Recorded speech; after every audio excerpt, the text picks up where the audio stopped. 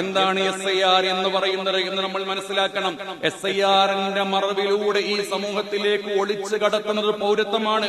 അവരുടെ ആശയങ്ങളെ മുഴുവനും ഇവിടെ ഒളിച്ചു കടത്തുകയാണ് എന്ന് നമ്മൾ മനസ്സിലാക്കണം. നമ്മുടെ നാട് ആര് ഭരിക്കണം, നമ്മുടെ നാട് ആര് ഭരിക്കേണ്ട എന്ന് തീരുമാനിക്കുവാനുള്ള അവകാശമാണ് വോട്ട് എന്ന് പറയുന്നത്.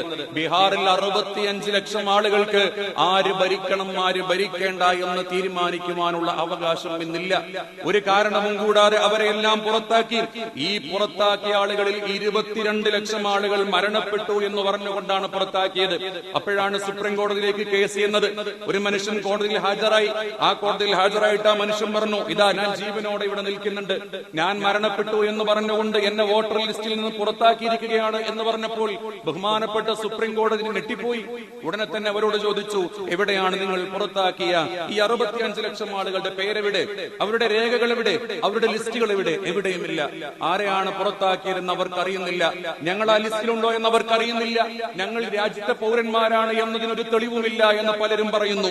അങ്ങനെ പറയുന്നതിന്റെ അടിസ്ഥാനത്തിൽ അത് അംഗീകരിക്കാൻ നിർബന്ധിതരായി പോവുകയാണ്. തിരിച്ച് ഇതിലോട്ട് കയറി വരാൻ, ഈ രാജ്യത്തിന്റെ പൗരന്മാരാണ് എന്ന് പറഞ്ഞ് കയറി വരാൻ ഏതെങ്കിലും ഒരു വാതിൽ നമ്മുടെ മുന്നിൽ തുറന്നു വെക്കുന്നുണ്ടോ? ഇല്ല. അങ്ങനെയാണ് ഇപ്പോൾ ബീഹാറിലുള്ള 65 ലക്ഷം ജനങ്ങൾ തെരുവിലേക്ക് ഇറങ്ങിയിരിക്കുന്നത്. അവർ ഈ രാജ്യത്ത് ജനിച്ചവരാണ്, ഈ രാജ്യത്തുള്ള വെള്ളം കുടിച്ചവരാണ്, ഈ രാജ്യത്തുള്ള ഭക്ഷണം കഴിച്ചവരാണ്. അവരിന്ന് പുറത്താക്കപ്പെട്ടിരിക്കുന്നു. നമ്മൾ മനസ്സിലാക്കേണ്ടത് ഇതേപോലത്തെ ഒരു കാഴ്ച നമ്മുടെ നാട്ടിലേക്കും അതിവിദൂരമല്ലാത്തൊരു ഭാവിയിൽ വരാനുണ്ട് എന്ന് നമ്മൾ മനസ്സിലാക്കണം. ഈ 65 ലക്ഷം ആളുകളിൽ ഏറ്റവും കൂടുതൽ ദളിതരാണ്, സ്ത്രീകളാണ്, മുസ്ലിമീങ്ങളാണ്. ഇവരാണ് ഈ 65 ലക്ഷം ആളുകളിൽ ഏറ്റവും കൂടുതലുള്ളത്. ആരെയാണ് പുറത്താക്കിയത്? അറിയില്ല. ആരൊക്കെയാണ് പുറത്താക്കിയത് എന്നും അറിയുന്നില്ല. ഞങ്ങൾക്ക് വേണ്ടവർ ഉള്ളിലാണ്, ഞങ്ങൾക്ക് വേണ്ടാത്തവർ പുറത്താണ് എന്നത് മാത്രമാണ് ഇതിന്റെ പിന്നിലുള്ള തിയറി എന്ന് നമ്മൾ മനസ്സിലാക്കണം. അതുകൊണ്ട് ജാഗ്രതയോടുകൂടി, അങ്ങേയറ്റത്തെ ജാഗ്രതയോടുകൂടി SIR എന്ന് പറയുന്നതിനെ നിസാരവൽക്കരിക്കാതെ നമ്മൾ അതിനെ സമീപിക്കേണ്ടതുണ്ട്. ആസാമിൽ NRC നടപ്പിലാക്കിയ സമയത്ത് 19 ലക്ഷം ആളുകളെ പുറത്താക്കി. പക്ഷെ 19 ലക്ഷം ആളുകളെ പുറത്താക്കിയതിൽ 16 ലക്ഷം ആളുകൾ നോൺ മുസ്ലിംസ് ആയിരുന്നു. എന്ന് പറഞ്ഞാൽ 16 ലക്ഷം ആളുകൾ മുസ്ലിങ്ങളല്ലാത്തവരായിരുന്നു. അപ്പോഴാണ് തിരിച്ചറിയുന്നത് ഞങ്ങളുടെ പൊളിറ്റിക്കൽ പ്രൊജക്ട് ഇവിടെ പാളിയിരിക്കുന്നു. അഥവാ ഞങ്ങൾ പുറത്താക്കാൻ ഉദ്ദേശിച്ചത് മുസ്ലിങ്ങൾ അല്ലാത്തവരെയല്ല. അതുകൊണ്ട് തന്നെ ഈ 16 ലക്ഷം ആളുകളെ പുറത്താക്കുക എന്ന് പറയുന്നത് 19 ലക്ഷം ആളുകളെ പുറത്താക്കുക എന്നത് ഹോൾഡ് ചെയ്തു വെച്ചു. എന്തേ? കാരണം അവിടെ പുറത്താക്കേണ്ടിയിരുന്നത് ലക്ഷ്യം വെച്ചിരുന്ന വിഭാഗത്തെ അവരുടെ കൂടിന്റെ, അവരുടെ വലയത്തിന്റെ ഉള്ളിലോട്ട് കിട്ടിയില്ല എന്ന് മനസ്സിലാക്കിക്കൊണ്ട് പുറത്തേക്കാക്കി. ഇതെല്ലാം നമ്മൾ ചിന്തിക്കുന്നത് അങ്ങ് ബീഹാറിലല്ലേ, അങ്ങ് ആസാമിലല്ലേ, അങ്ങ് ഉത്തരൻ ഭാഗത്തുള്ളതായ സംസ്ഥാനങ്ങളിലല്ലേ എന്ന് ചിന്തിക്കുന്നുണ്ട്. അങ്ങനെയാണെങ്കിൽ തൃശൂർ ജില്ലയിൽ നിന്നുകൊണ്ടാണല്ലോ ഞാൻ സംസാരിക്കുന്നത്. കഴിഞ്ഞ ലോക്സഭാ ഇലക്ഷൻ നടക്കുന്ന സമയത്ത് 11.5% വർധനവാണ്, വോട്ടർ ലിസ്റ്റിലുള്ള വർധനമാണ് തൃശൂർ ജില്ലയിൽ നടന്നത്. സാധാരണ നടന്നു വരുന്ന പരമാവധി വർധനവ് 5%. അവിടെയാണ് 11.5%.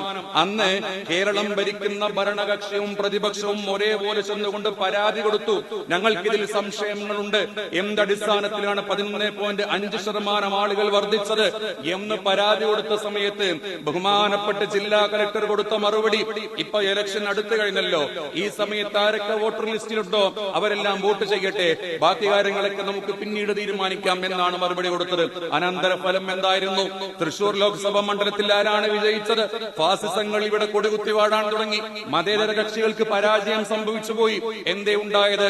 ആരോടാണ് പരാതി പറയേണ്ടത്? പരാതി പറയുന്നവർ അധികാരികൾ തന്നെ പരാതി പറയുന്നവര് ആട്ടിയൊടിക്കുന്ന ഒരു കാലത്തിലാണ് നമ്മളുള്ളത് എന്ന് മനസ്സിലാക്കണം. അതുകൊണ്ട് എന്റെ പ്രിയപ്പെട്ടവരോട് ഓർമ്മപ്പെടുത്തട്ടെ, എന്താണ് SIR-ന് പരിഹാരം? SIR-ന് എന്ത് പരിഹാരമാണുള്ളത്? ഭയപ്പെട്ടുകൊണ്ടിരിക്കലല്ല, പേടിച്ചുകൊണ്ടോടലല്ല, അരമുറുക്കിക്കൊണ്ട് കച്ചകെട്ടിക്കൊണ്ട് സമൂഹത്തിലേക്ക് ഇറങ്ങുക എന്നുള്ളതാണ് പരിഹാരം. ഇന്നേ വരെ ഈ രാജ്യത്തിന്റെ ചരിത്രം പരിശോധിച്ചാൽ ഇത്തരം പ്രലോഭനങ്ങളുടെ, പീഡനങ്ങളുടെ, ഇത്തരം അധാർമികതകളുടെ മുന്നിലോട്ട് തലതാഴ്ത്തി വെച്ചുകൊണ്ട് പണയം വെച്ചിട്ടുള്ള ചരിത്രമല്ല നമ്മുടെ രാജ്യത്തിനുള്ളത്, വിശിഷ്യ മുസ്ലിമീങ്ങൾക്കുള്ളത്. അതുകൊണ്ട് നമ്മൾ ഇതിനെ അതിജീവിക്കണം. SIR നമ്മൾ പ്രതിരോധിക്കണം. എങ്ങനെയാണ്? നമ്മൾ രാഷ്ട്രീയം മറന്നുകൊണ്ട്, പാർട്ടികൾ മറന്നുകൊണ്ട് ചുറ്റിലേക്ക് നോക്കാൻ പഠിക്കണം. നമ്മുടെ അയൽപക്കത്തിലോട്ട്, നമ്മുടെ അടുത്തവരിലേക്ക്, നമ്മളുമായി അകന്നവരിലേക്ക് നോക്കാൻ പഠിക്കണം. അവർ ഈ ലിസ്റ്റിൽ പെട്ടിട്ടുണ്ടോ? പെട്ടിട്ടില്ലെങ്കിൽ ഏതെല്ലാം രൂപത്തിലാണ് അവർ ഇതിലേക്ക് പെടുത്തേണ്ടത്, അതിനെന്തെല്ലാം ചെയ്യാൻ കഴിയും എന്ന് മഹല്ല് കമ്മിറ്റികൾ ആലോചിക്കണം, എന്ന് നാട്ടിലെ പൗരപ്രമുഖർ ആലോചിക്കണം, നാട്ടിലുള്ള ക്ലബിലുള്ളവർ ആലോചിക്കണം, നാട്ടിലുള്ള യുവാക്കൾ ഒരുമിച്ച് നിന്നുകൊണ്ട് നമ്മുടെ നാട്ടിലുള്ള ഒരു മനുഷ്യനും അതിൽ മുസ്ലിമെന്നോ അമുസ്ലിമെന്നോ വേർതിരിവില്ലാതെ, എന്റെ പാർട്ടിയെന്നോ അവന്റെ പാർട്ടിയെന്നോ വേർതിരിവില്ലാതെ, ആണെന്നോ പെണ്ണെന്നോ വേർതിരിവില്ലാതെ എല്ലാവരും ഇതിൽ ഉൾക്കൊണ്ടിട്ടുണ്ടോ എന്ന് ഉറപ്പുവരുത്തുന്നതിനുള്ള എല്ലാ ശ്രമങ്ങളും നടത്തിക്കൊണ്ട് ഇതിനെ നമ്മൾ അതിജീവിക്കണം. അങ്ങനെ നമ്മൾ ഇതിനെ അതിജീവിച്ചില്ല എന്നുണ്ടെങ്കിൽ നമ്മുടെ കൺമുന്നിൽ നിന്ന് നമ്മുടെ അയൽപക്കത്തുള്ളവർ ഇറങ്ങിപ്പോകുന്ന കാഴ്ച നമ്മൾ കാണേണ്ടി വരും. നമ്മുടെ കൺമുന്നിൽ നിന്ന് ഒരു കാലത്ത് നമ്മുടെ ഏറ്റവും പ്രിയപ്പെട്ടവർ ഈ രാജ്യത്തിൽ നിന്ന് നാട് കടത്തുന്ന കാഴ്ച നമ്മൾ കാണേണ്ടി വരും. ഒരുപക്ഷെ നമ്മുടെ പിതാവ്, നമ്മുടെ മാതാവ്, നമ്മുടെ കുടുംബത്തിലുള്ളവർ, നമ്മുടെ അനുജൻ, നമ്മുടെ ജ്യേഷ്ഠൻ, നമ്മുടെ സഹോദരന്മാരെല്ലാം അതിലുണ്ടാവാൻ സാധ്യതയുണ്ട്. അതുകൊണ്ട് തന്നെ നമ്മൾ അതിജീവിക്കുക. SIR-നെയും നമ്മൾ അതിജീവിക്കും.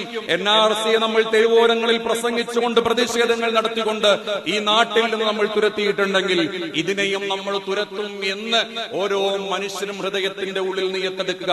എന്നിട്ട് അതിനു വേണ്ടി പ്രവർത്തിക്കുക. അത് ഈ രാജ്യത്തിന്റെ ആവശ്യമാണ്.